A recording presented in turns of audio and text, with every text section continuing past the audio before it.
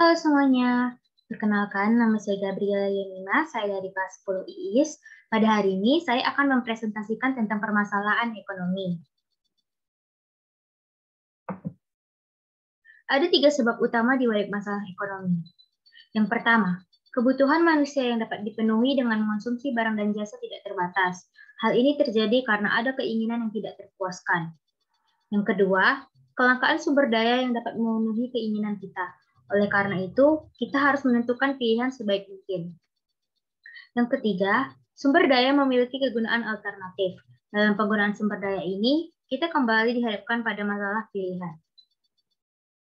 Bila dilihat dari sudut pandang pembahasannya, masalah ekonomi dapat dilihat berdasarkan teori ekonomi klasik dan ekonomi modern.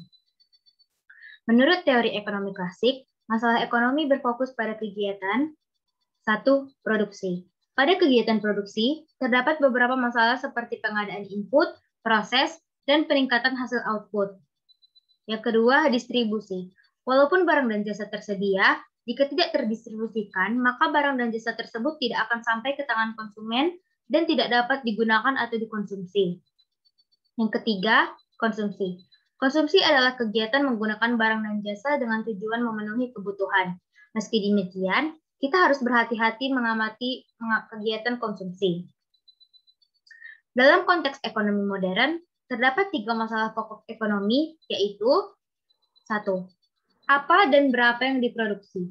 Masalah ini menyangkut jenis barang dan jumlah yang akan diproduksi. Pernyataan ini berkaitan dengan pengalokasian sumber daya langka di antara berbagai alternatif penggunaannya. Keputusan yang akan diproduksi harus dipertimbangkan dengan cermat. Yang kedua, bagaimana memproduksinya? Masalah dalam hal ini adalah teknologi atau metode produksi apa yang digunakan untuk memproduksi suatu barang, jumlah tenaga kerja, jenis mesin yang digunakan, serta bahan mentah yang akan digunakan. Hal ini berkaitan dengan masalah metode produksi ini adalah bagaimana melakukan proses produksi tersebut seefisien mungkin, sehingga produksi dapat berjalan dengan baik dan menghasilkan keuntungan dalam jangka pendek maupun panjang. Yang ketiga atau terakhir, untuk siapa diproduksi. Permasalahan di sini adalah siapa yang memerlukan barang tersebut dan siapa saja yang menikmati hasilnya atau pendistribusiannya. Apakah barang yang diproduksi tersebut akan didistribusikan menurut ukuran, pendapatan, kekayaan, atau kelompok tertentu dari masyarakat? Demikianlah yang bisa saya sampaikan. Mohon maaf apabila ada kekurangan. Terima kasih.